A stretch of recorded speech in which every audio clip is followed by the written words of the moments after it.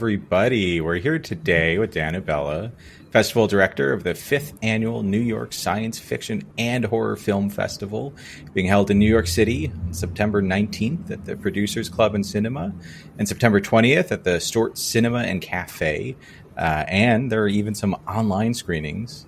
Be sure to join for feature-length and short films, Q&A sessions, lots of sci-fi and horror enthusiasm. Dan, welcome to Cinematic Anarchy. We're super happy to have you here. Thanks for having me. Yeah. So, if I'm right, this is the 5th annual of the film festival. Yes. Congrats. Yeah, congrats to making it 5 years. Tell me a bit about how it feels to reach that milestone.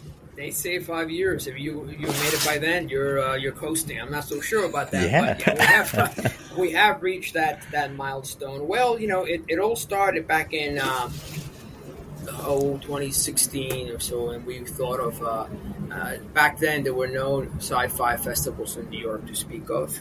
You had a horror, right. New York horror, but nothing sci-fi, exclusively devoted to sci-fi. So that was a good time to start doing that.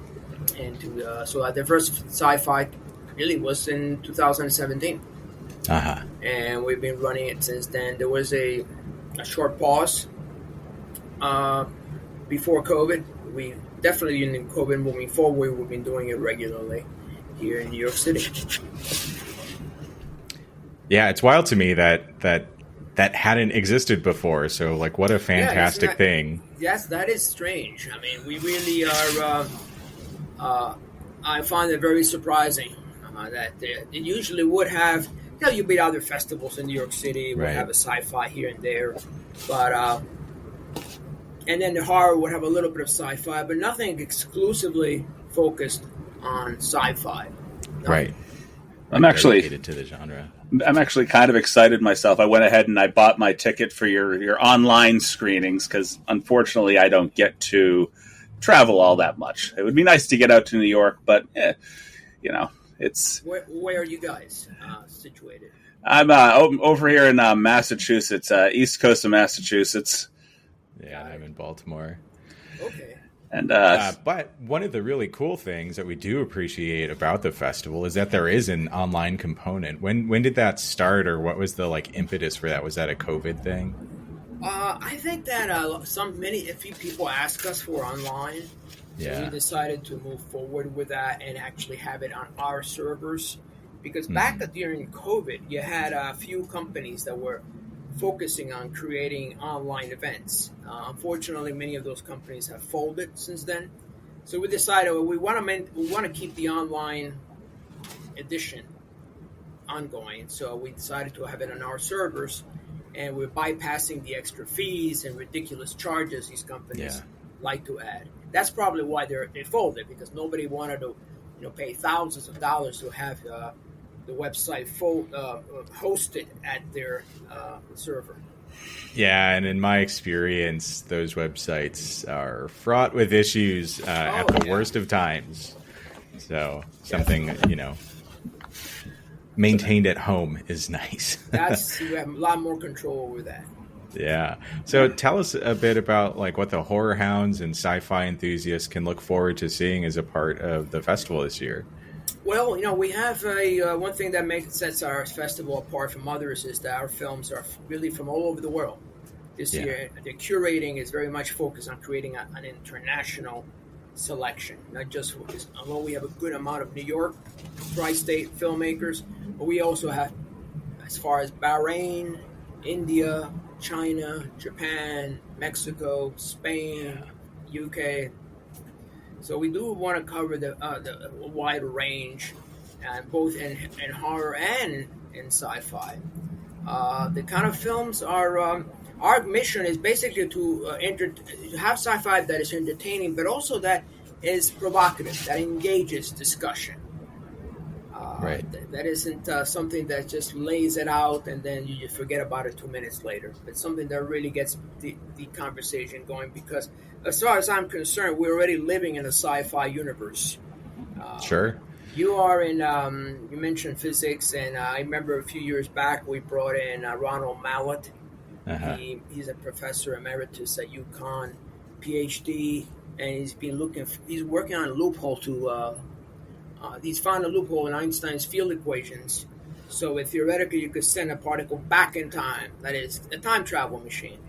Right. Of course, a lot of scientists have said, no, the amount of energy required will be the entire energy of the galaxy. But he says that's an engineering issue. It's not a science issue. Very smart, because when you think about it, back in the early 20th centuries, there's no way man can fly. So we went with design. Yeah, you see these birds flying all over the place. Eventually, someone came up with the right engineering breakthroughs that enable that to happen. So he feels that perhaps not right now, but in the next 50, 20, 30, or 40, 50 years, we'll be able to send a particle back in time, which is kind of wild. Sci-fi, basically. Yeah. Sci-fi indeed. So one of the really cool things about working with more independent creators is that they're bringing a lot of fresh ideas to the table. I mean, big studios rely on established IPs to tell stories, right. But independent creators can explore some new ideas. What's your favorite part of highlighting independent creators, and what are some of the really cool ideas that they're bringing to the festival this year? Well, I'm looking both in our screenwriting competition and film. We're looking for new stories, something new, twisted, different, because we're told with basically the same stories have been covered, but anyone who reads a little bit of literature or is just aware of what's going on, there's so much to draw from, to repackage something that is powerful and compelling. So when I come across a time travel that has to do with getting and saving your girlfriend when she was killed 15 years ago or 30 years ago, that's an old trope. I mean, I'm not interested. Or UFOs, an abduction. Again, especially in today's headline. It better be a twist to the UFO, because it seems like since 2017 we've been saturated with UFO news. Right. Yeah, at the mainstream level, it's kind of bizarre by itself. So we're looking for something different, and something that can twist the story, that throws a new, fresh angle. And every so often we do come across that. Not all the time, though. I mean, and it breaks my heart to see so many filmmakers make amazing films. You can see they spend a lot of money, but the story is lousy. It's just not original. Far from original. Huh? So every so often, if your characterization is good and if your dialogue is good, you can get away with it. But you really gotta be, especially with so much content out there. But there's still room for growth in my book. Yeah. I mean, one of the cores of a good film is having that good story. Got it. So I'm really interested to hear, what are your sci-fi fan origins? What got you into the genre? Oh, I mean, I go way back. I mean, you might. I've been a big fan of sci-fi from The Fly. This is the original one, Vincent Price. Remember that? And then, of course, Cronenberg's big sci-fi, the old classic sci-fi. I mean, 2001. That blew my mind. I mean, when I first saw it, I was just very, very young, and I was like, "Wow, what is this?" And Blade Runner a little bit later on, Planet of the Apes. This is the kind of stuff that really. I mean, I feel that sci-fi is more and more I always found sci can be very inspiring. For instance, that very same scientist is working on a time travel machine. Well, he got inspired by reading after his father passed away from a heart attack at a very young age. He fell into a deep depression, but he came across this book called The Time Machine. Yeah. And then after getting into it, he started thinking that perhaps one day I can build a machine that I can go back in time and tell his father about his incoming heart attack. And from there, a whole career in science and physics came about. So a lot of the inspiration, I mean, a lot of scientists, especially the top ones, will tell you their inspiration is in sci-fi. Now, I actually did study physics back, but I didn't go to the graduate level PhD, but I just studied at BA. But I was inspired by films in sci-fi. And then I started watching the more cinematic, abstract films like Solaris by Andrei Tarkovsky.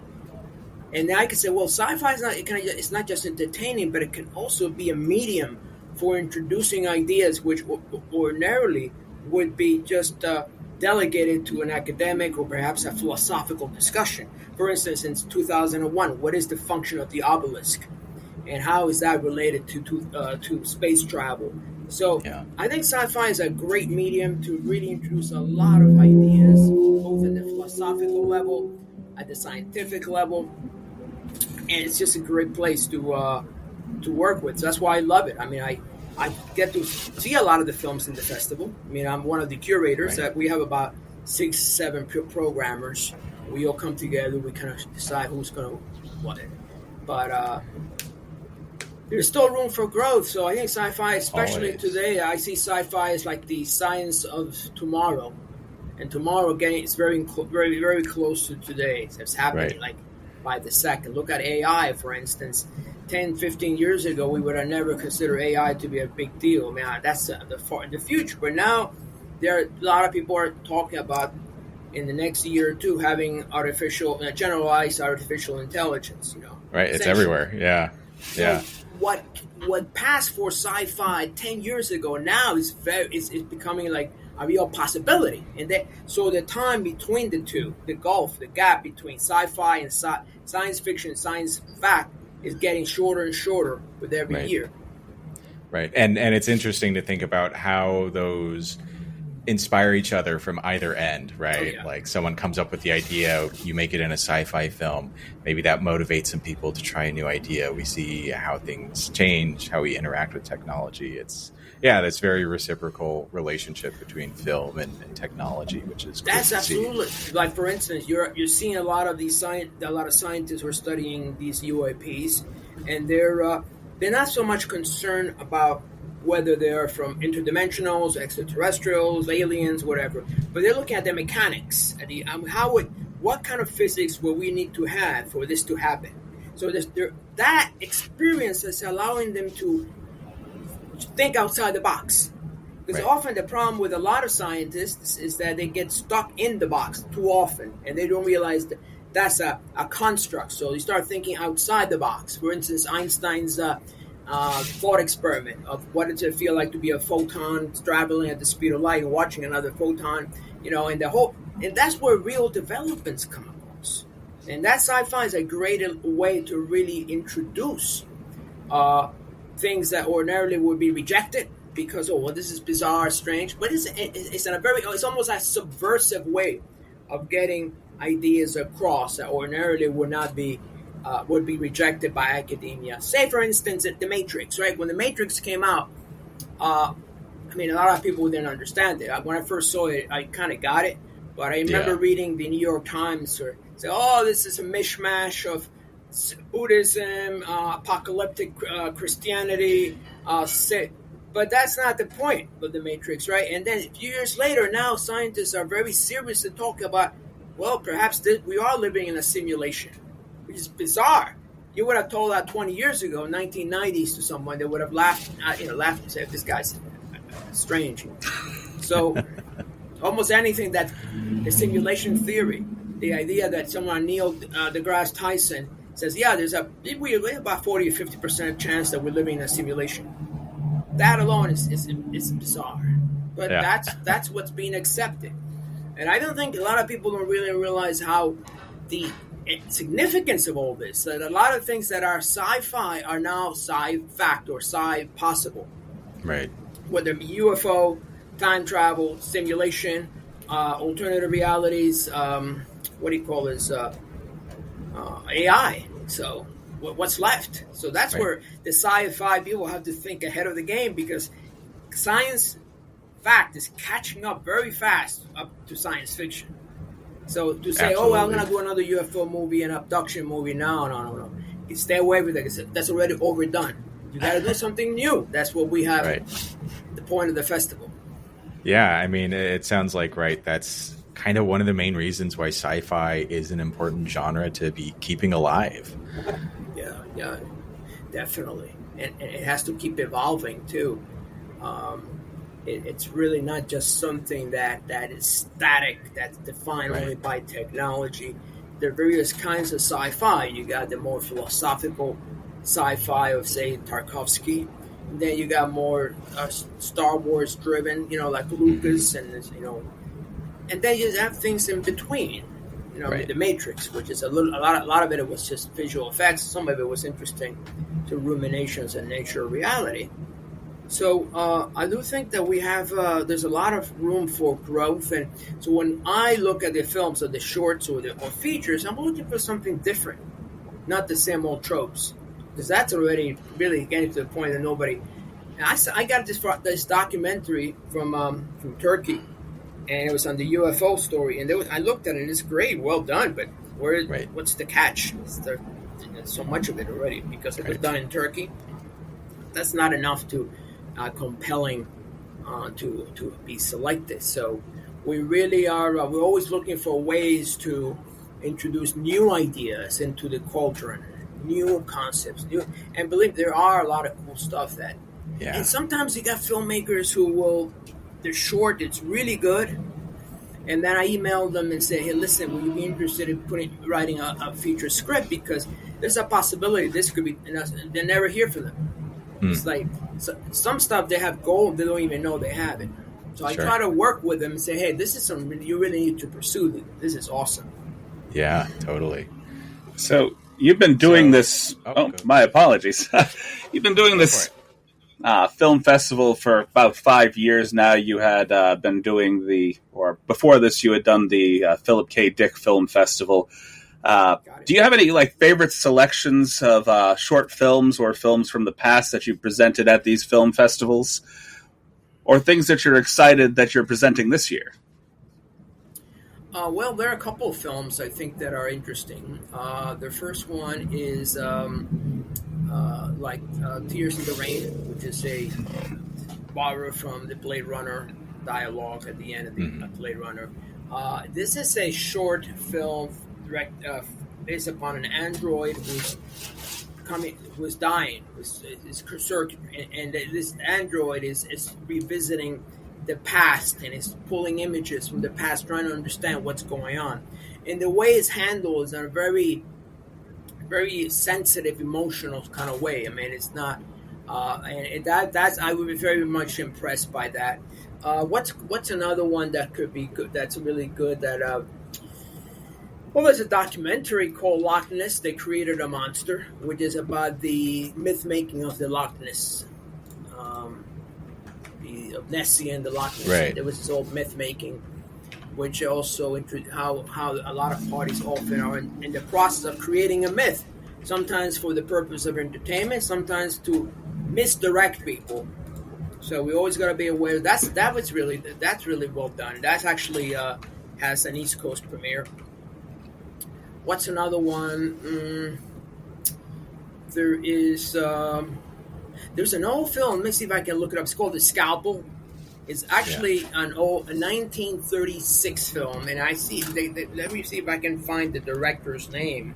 Yeah, 1936. I mean, we're talking early film. This director went on Universal type stuff. Yeah, he went on to make some films for Hollywood. But this is a short 19-minute film. It's called The Scalpel. And that's going to be playing during the Ed Wood Hour. We call this the Ed Wood Hour. For those who are familiar with Ed Wood, retro sci-fi. Plan 9 from outer space. Exactly. Plan 9 from outer space. So some of them definitely fall into that category. What else? See if I can find it. Give me 1 second. I'll look it up. Because sometimes I really have. It only comes right afterwards. I mean, you do have a wide selection of films that you're presenting this year during the festival. Yes, definitely. Let me see here. It's we have about 60 films or so thereabouts. Yeah, which is incredible. That's such a great breadth to be presenting. Okay. Yes, give me 1 second here. Yeah. I have so many films that sometimes, some of them are on the tip of my tongue, some of them they don't. Okay, here we go. It's a lot to hold on to. That's a lot of stuff. Every so often, let me see if I can run off some. Okay, all right, got it. See here. Give me 1 second. Okay, I'm watching here. All right, so I mentioned the one from Loch Ness is very good. Okay.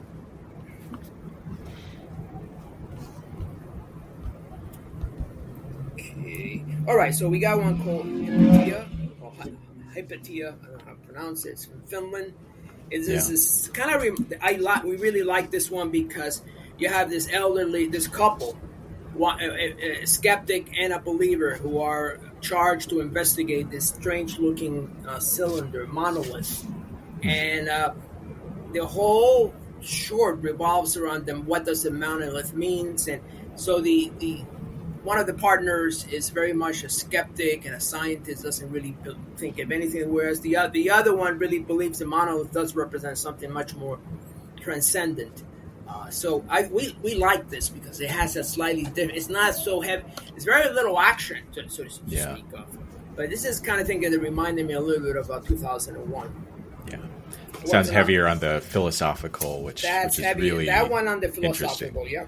Then we have the Variation Game. This one's in China. It's very good. It's basically this is something that a lot of artists will have to contend in the future. So essentially, this pianist has been assigned the task of evaluating whether this android can. It's essentially testing for the Turing test. The android apparently can play a certain sonata, right? And the question is, can you do so in a way that is indistinguishable from a normal pianist? And the whole film revolves around where does what is the nature of human intelligence versus AI. So that explores it. Very well done. Yeah, and especially today, thinking about the intersection of AI and art and how people value that, what it means to them, I think that sounds ripe for a lot of really interesting questions to be exploring. Oh, yes, absolutely. I mean, I was blown away with this. I saw this documentary about apparently there's a band right now that has over 2 million followers on YouTube or Instagram, and their song is rising up the charts. This is the catch: the band is totally AI created, completely. Yeah. The band, the music, everything, and that's something that that's very troubling, especially if someone is a musician. How are they going to protect that? So that's the Scalpel. The director is Richard Lyford. He was and with the score by Ed Hartman. So it's 1936, never released film by then a 19-year-old filmmaker, Richard Lyford. He went on to make other films that were, I think he might have won the Academy Award at some point. Wow. It was very, very well done for. And am I right that this is one of the first times that folks will be able to actually see this film? Has it been released before? No, it hasn't been released publicly. It's still doing the festival circuit. So this certainly is the first time anyone who's going to see it live can catch it. And you can actually catch it online as well. That's also the online version, but it's not available on YouTube or anything of that nature. Right. Yeah, so if you like horror history, that is definitely one to seek out. Yeah, it's very well done. It actually reminds me a little bit of that film in the 1950s called Eyes Without a Face. Mm-hmm. I forget the name of the director now, but that was Billy Idol pulled that title straight from the movie. Yeah, yeah. Great song, too. Yeah, great song. So I think those are some of the main ones. Let me see for this Saturday. There are so many. It all depends on your taste. I mean, if you're looking for something that's more entertaining, I would say another Clover, which is kind of similar to that 1960s show called The Champions. We got three secret agents that are tested for psychic powers because their grandparents were involved in some sort of experiment with Nikola Tesla. So there you have it. That's more like, something you might see. There was a show in the 1960s called The Champions, which exactly... here we go. All right. That's another one is...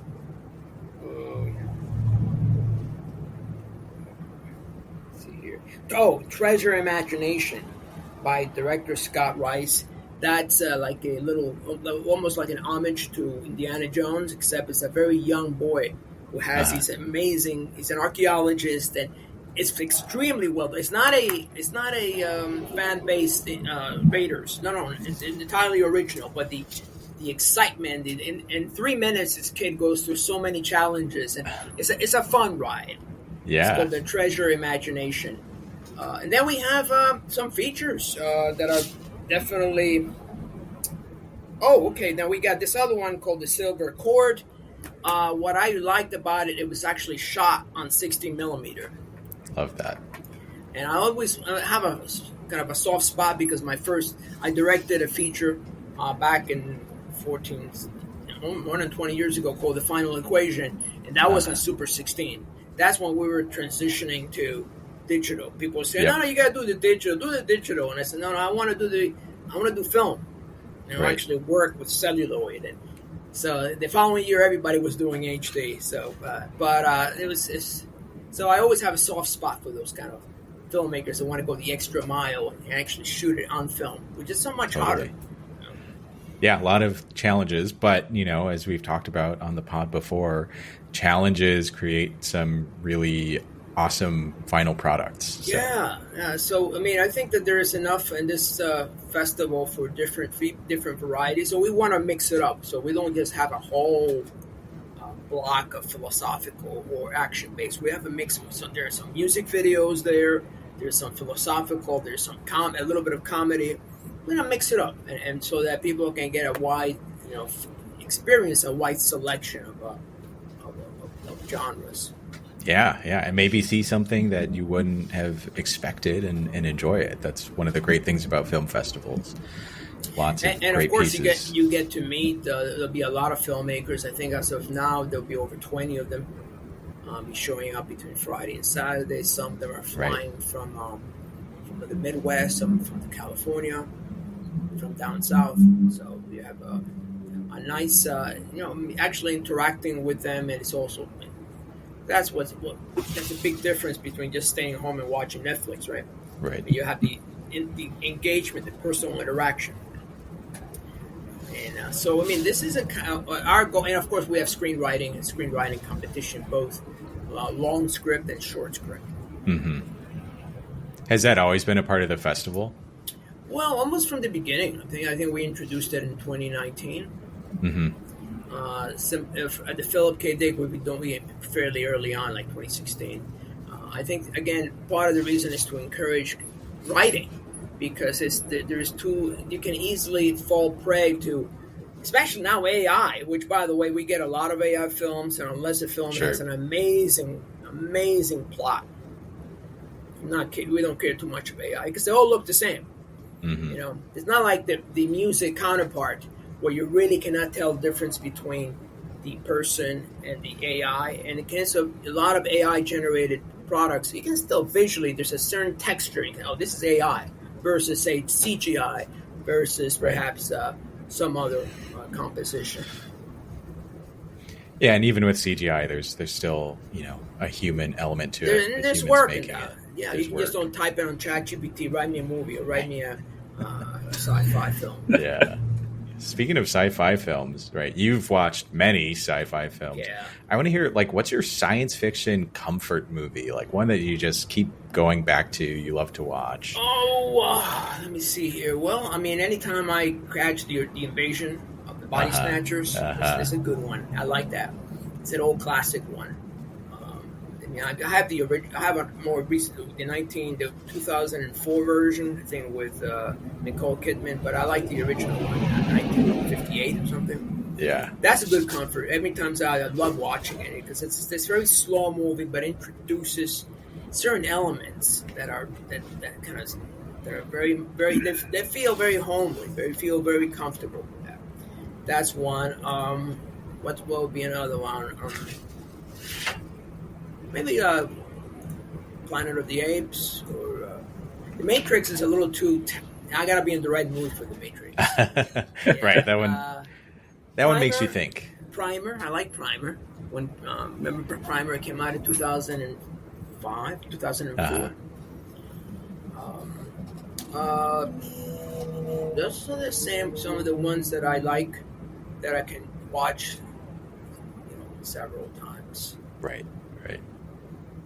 So it's the Sci-Fi and Horror Film Festival. Has horror always been a part of it? Was that something that got No, added I mean on? I call it supernatural. So, but it's within that you have a little bit of horror. And by the way, that by horror, it's more the kind of thing you would see in Predator or Alien, sci-fi horror.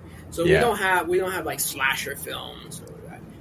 Maybe we'll have a zombie comedy here and there, but not in this festival because that's being overdone as well. But in general, we're familiar with zombie comedies here. For instance, we have one right now we're showing called Resonance, which is, I think it was influenced by the original Exorcist. The quality of the film, the texture, everything is it's a very psychological horror film, a supernatural. It's not so much based, it's blood and guts spilling all over the place. We really usually won't screen those kind of films. That's why we kind of call it supernatural, because horror can mean anything, right? Yeah. It can mean Jason Part 32 or something. We don't. That's why we call it. Yeah, because often we found there were some really good films that had that supernatural element and a little bit of sci-fi. So we said, okay, well, we can include that in. Sure. So the horror still has some sci-fi elements in there, and the horror is more visceral. Right? It really gets our adrenaline pumping. Excuse me. Whereas the sci-fi tends to be a lot more intellectual, more cerebral in nature. So it's good to have a mixture of both. Yeah, that speaks to the breadth that the festival's covering again. Yeah.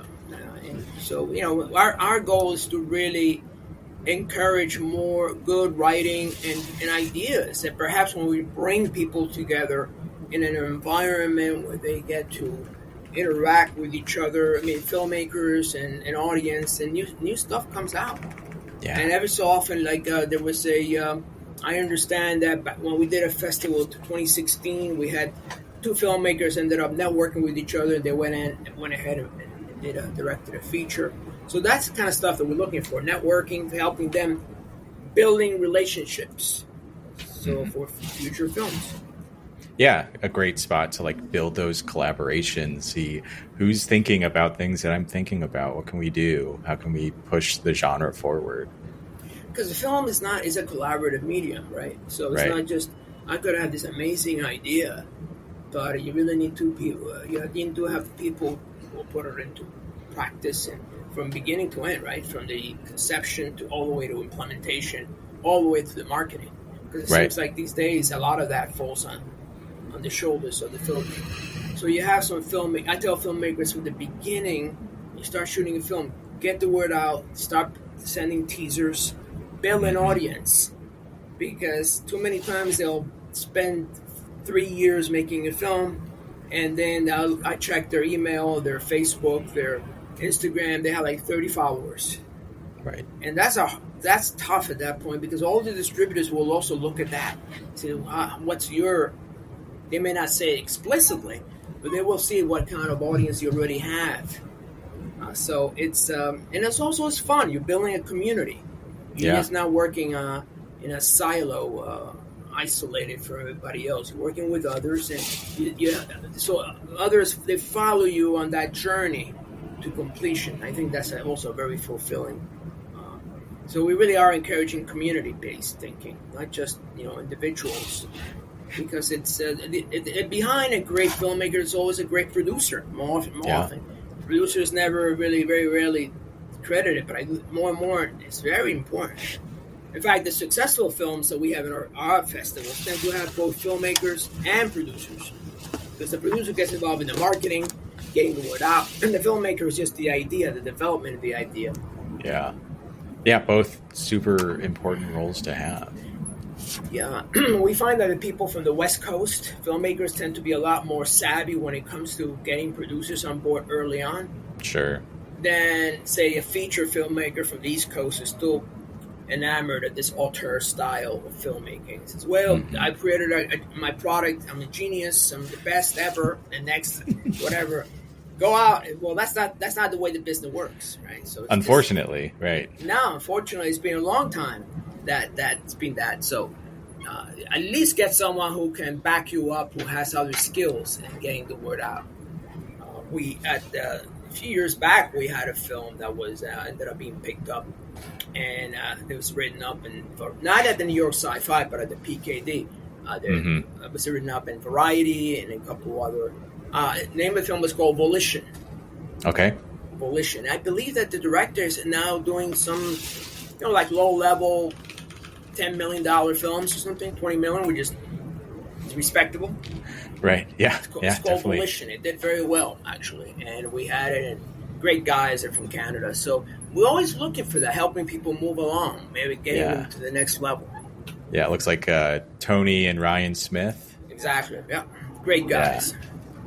And, definitely one to keep an eye out for. And another film that was also went up, and the director went on to get a series in the Discovery Channel called the Montauk Chronicles. Okay. That was based on the Montauk Project. Now, the Montauk Project, for those who are not familiar, by now maybe are, you think of Stranger Things. Well, that was heavily influenced by the Montauk Project, an alleged place in Long Island, Montauk, where all sorts of things took place, like time travel, alien hybridization, MK mind control, all of the kind of stuff people are talking about very routinely. And then these two guys went ahead and they wrote a script called Montauk, and then later they changed it and they set it in a different state, Stranger Things.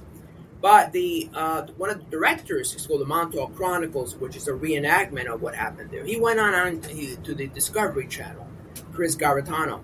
So I always love seeing these success stories come out of the festival. Right.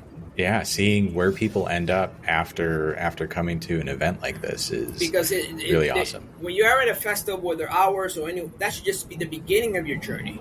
You should go on, and you get at least enough feedback or enough encouragement to go on and continue on that journey. And that's the key thing, to get feedback and moving along the way.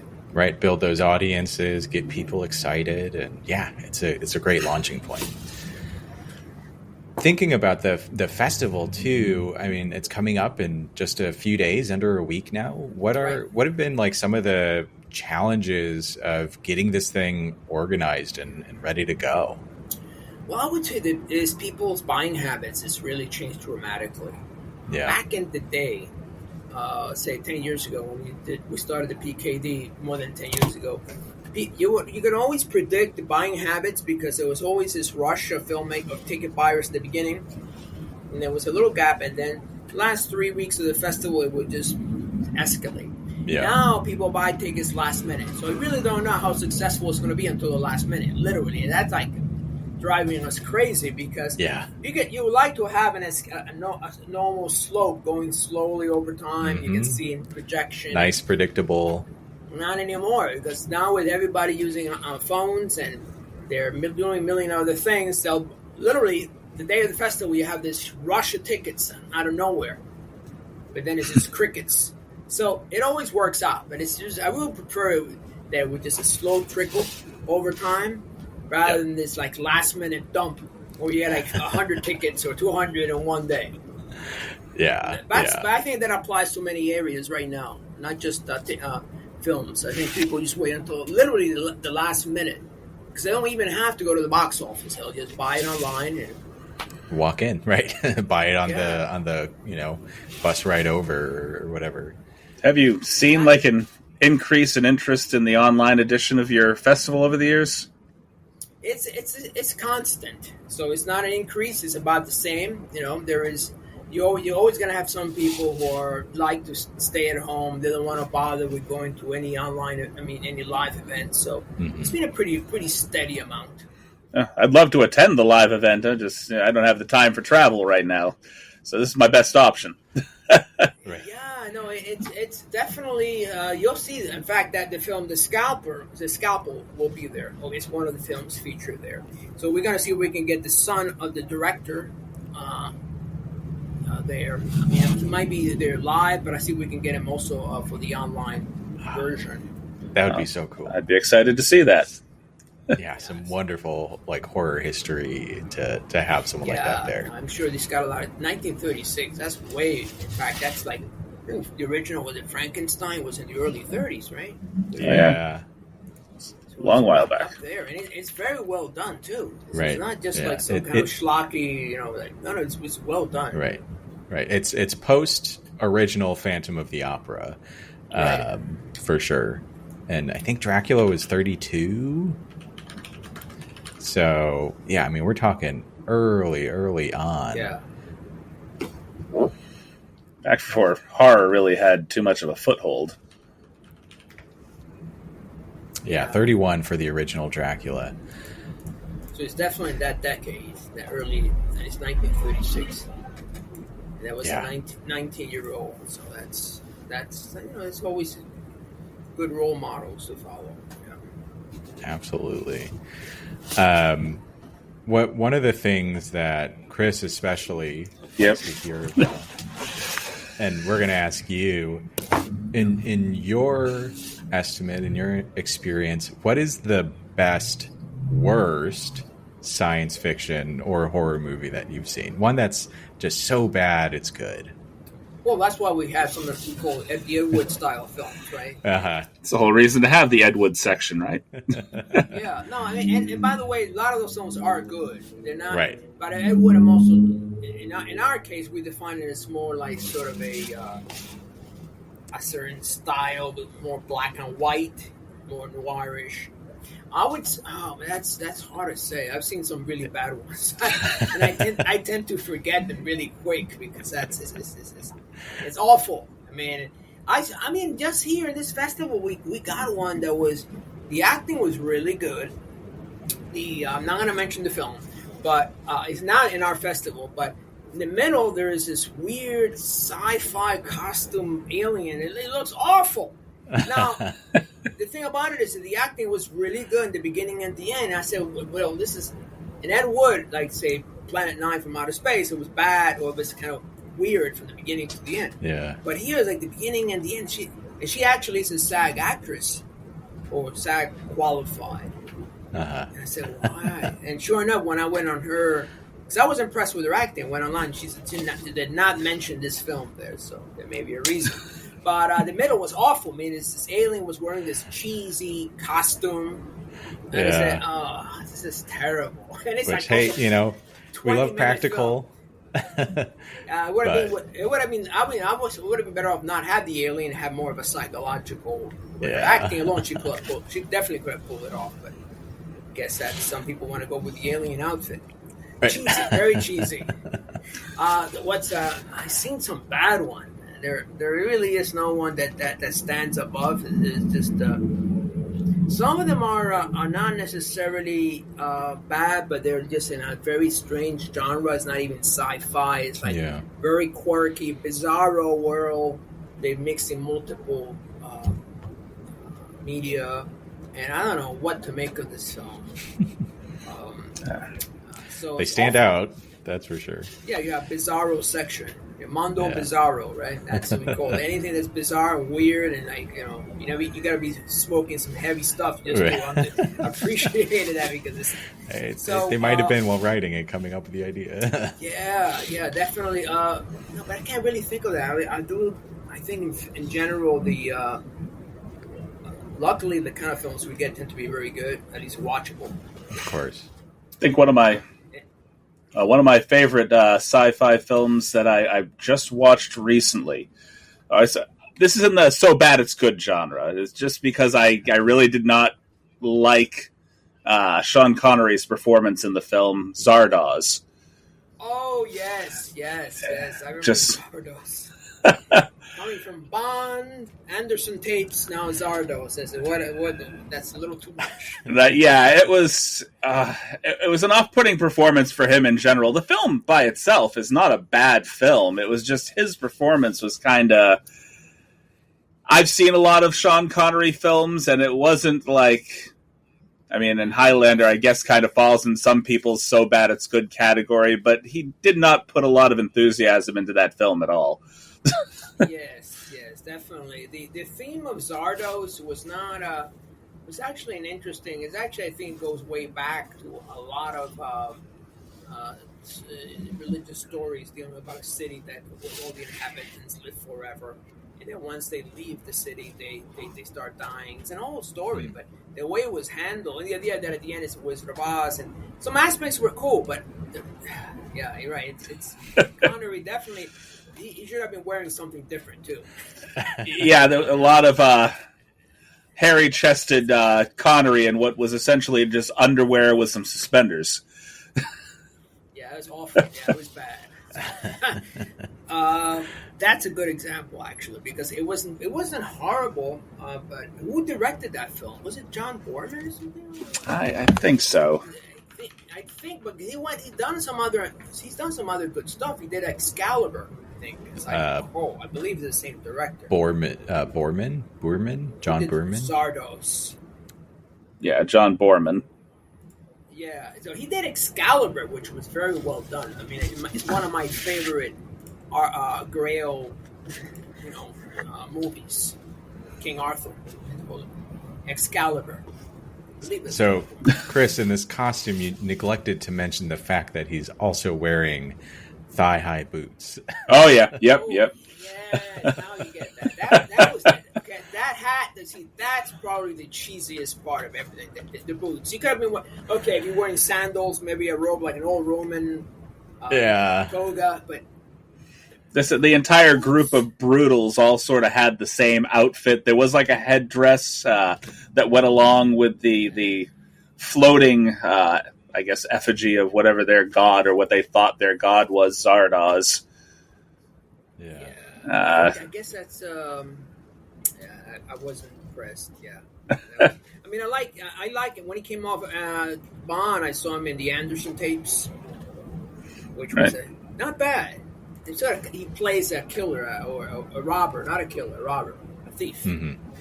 And but then he seen him in Zardo, so he's just trying different things. I guess, in the early days. He just didn't have that Connery charisma in that film.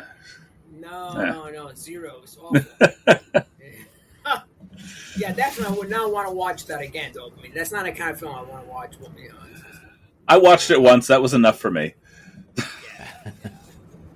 It's interesting seeing people like that because, say, Daniel Craig was in Invasion, and I believe that was before he was Bond. He was selected to be Bond in Casino Royale. Yeah, I think Invasion came out that year, the year before, something like that.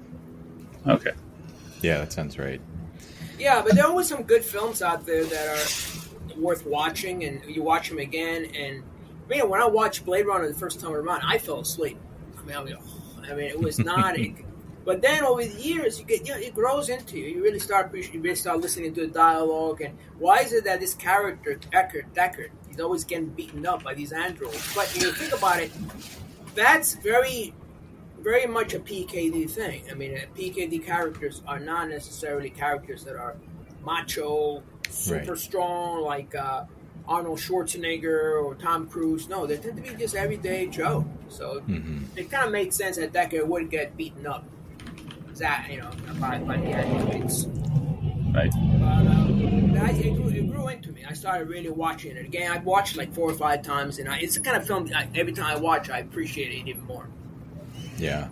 And I think there's like an upcoming series, Blade Runner 2099. Right, and a comic book too. I think there's a comic book, Titan, I believe. I was just talking to someone who, in a previous interview, and she said that Titan is releasing that book, the comic or the graphic novel series, 2099. So there is exciting stuff to be looking. I think the exploring the intersection of AI and humanity is definitely really worth pursuing because. This is the kind of way where we can start defining what separates us, if anything, from the machines. Right. Before those issues become real. I mean, before they... So it's that kind of a sneak preview into the future. These kind of films should be one. Because it's going to happen one day, though, somebody will just make the announcement. Boom. We got sentient AI or what they claim to be sentient AI. I have my doubts about that, but... But then what do we do then? So rather than be caught with it in the head, deer in the headlights moment, think ahead. Think ahead. One of the things I do agree is there should be more protection for content creators, music and film. That we shouldn't have AI, someone just taking over and just creating. Because as far as the producers are concerned, it's about money. I mean, a lot of the suits in Hollywood, they could care less, right? But someone should be protecting the content creators, especially the people who are still making film, spending hours or days or years on their film. There should be some kind of protection because it's you would de-incentivizing people from being artists. Right, from even trying. Yeah. Well, anyone can be an artist. I can just type in make a film and I have it, and that's another step down in lowering our humanity, decreasing our humanity. Because artists are the ones who always point to the flaws and challenges of being human. When those artists disappear, then what we have are the androids and the overlords. Sounds like an AI, like a script, but it's true. Right? Yeah. The overlords, well, I mean, like the Sam Altmans or Elon Musk and whatever. Yeah. I mean, Blade Runner, really prompted people to think about AI and sentience and what it means to be human. And like nowadays, those are everyday conversations that people are thinking about, right? So we again see some of the predictive qualities of sci-fi, and again, just speaks to how important the genre is to keep strong. And also, I think sci-fi writers shouldn't be afraid of mixing religion and other traditions with their sci-fi. For instance, the other days I came across, I haven't seen the film, but I saw like one excerpt, a piece of it called, the name of the film was called Shift. Right there I thought, oh, interesting. So it turns out about this character who's literally moving between universes. And essentially there is one, he's got an advisor who was explaining to him why is he moving, what. And the story is loosely based on the story of Job in the Old Testament. So it was reconfigured for a sci-fi audience called Shift. So see, that's an example. And by the way, there are a lot of gods or deities from the Eastern, from India or from the South Indian subcontinent that we can definitely work with. And so I think we're going to see more of that going on. So sci-fi should be able to incorporate all these elements, whether it be a philosophical, whether it be religious, whether it be technological, space operas, mix them up. Yeah. And in fact, remember the old Star Trek episodes? I think it was not the original one, but one with Kirk, where they encounter a being that supposedly is God, but it's not God, it's some sort of other. So, it's okay, as long as you do it in a tactful way without necessarily preaching to anyone about, hey, this is, I think you can introduce concepts that are also people are struggling with as well. So just like sci-fi can help us with in defining our humanity and what are the limits of the human condition, it can also help us understanding how do we relate to the absolute, to life after death, larger philosophical issues which normally only handle in a religious context, but we can do so in a context that's, say for example, Jacob's Ladder. You ever watch that? Yes. That's that's beautiful. That's an example of what I'm talking about.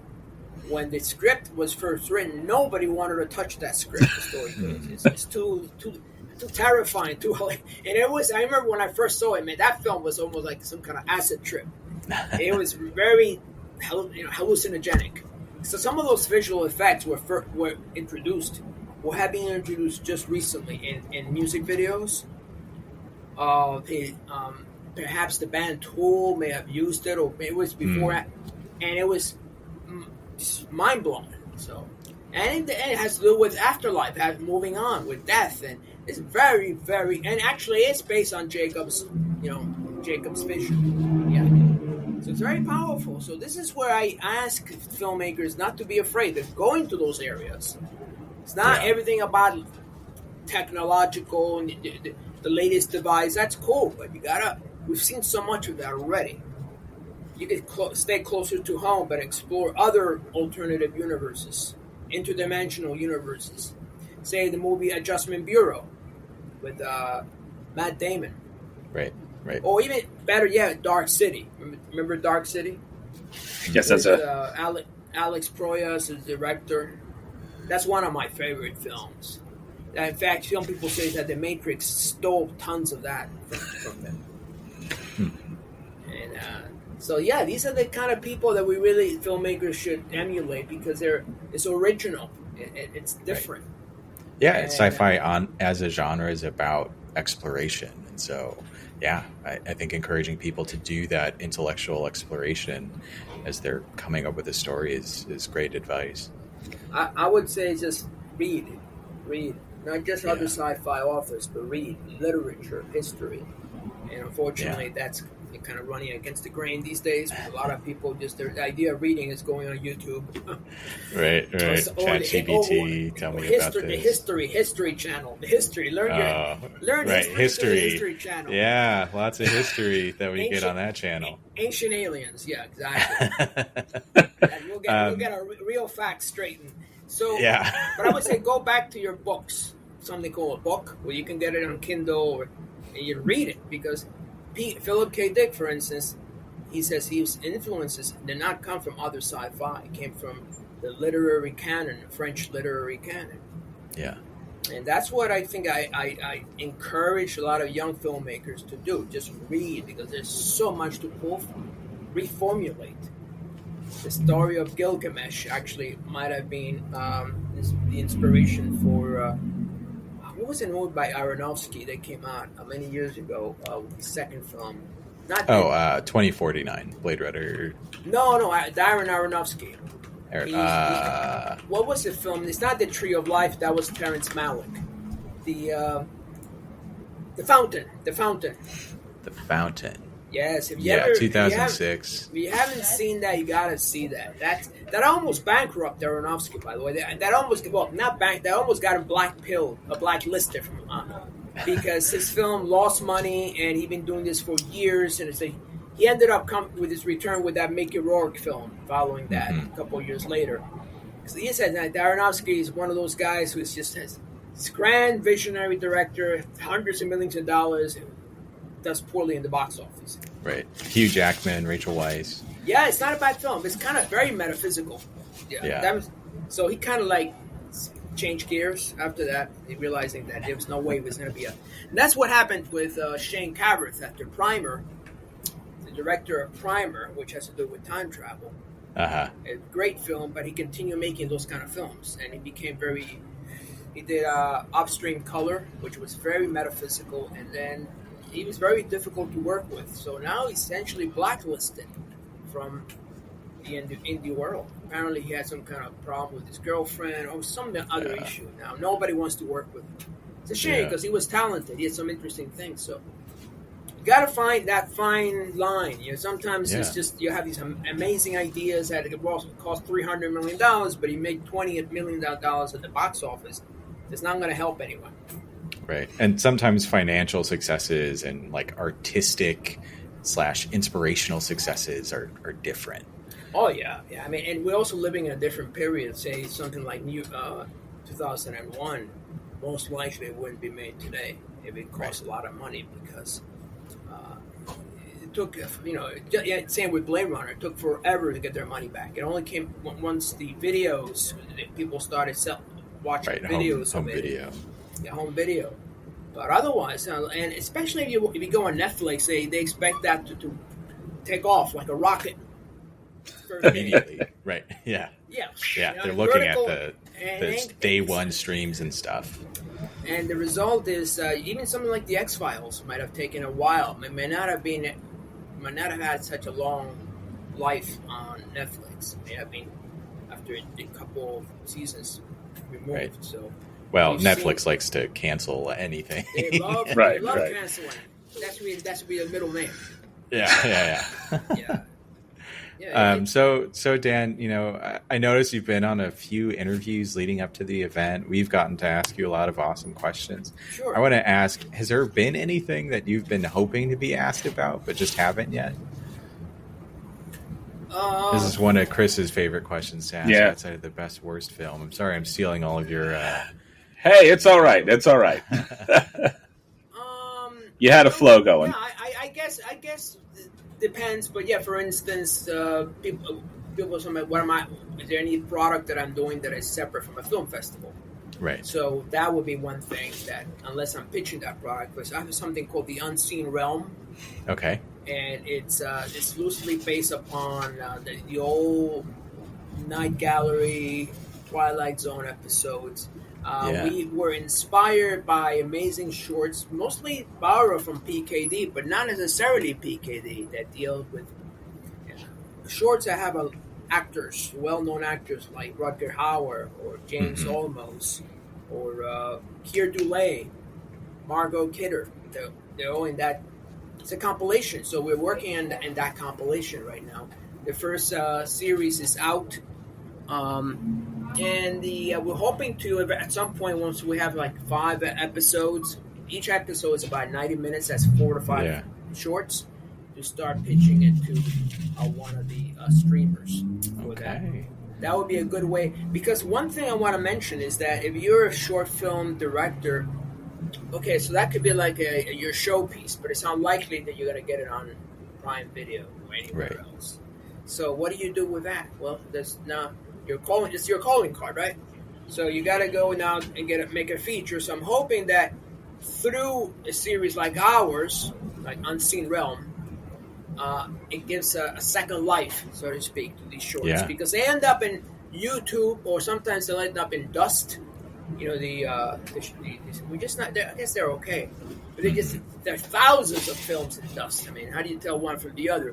So what sets us apart is I would be essentially introducing the films. So I'd be like the Rod Serling type character in between, and introducing not quite Rod Serling. Rod Serling was one of a kind, but I'm saying I'll be introducing the films between shorts and give that personal. And that's, I think, that the takeaway at the end of the day is about having a personal connection. That's why with our festival, whether it be a PKD or this, we always have a personal connection with the filmmakers rather than some kind of corporate, nameless entity. There's too much of that already. We got to bring it back to the person so we can, we connect with each other as a human. It's not just machines or corporations. Right. So for folks interested in getting a ticket, you're able to get one just up until things start on the 19th and 20th. Is that right? That's right. You can even buy it on the 20th. I mean, so a few tickets we're selling out on some features. One of the feature is that's doing really well. It's called Rufus, Rufus. Yeah. And I believe it's an East Coast premiere, and it's essentially inspired by Tales from the Crypt.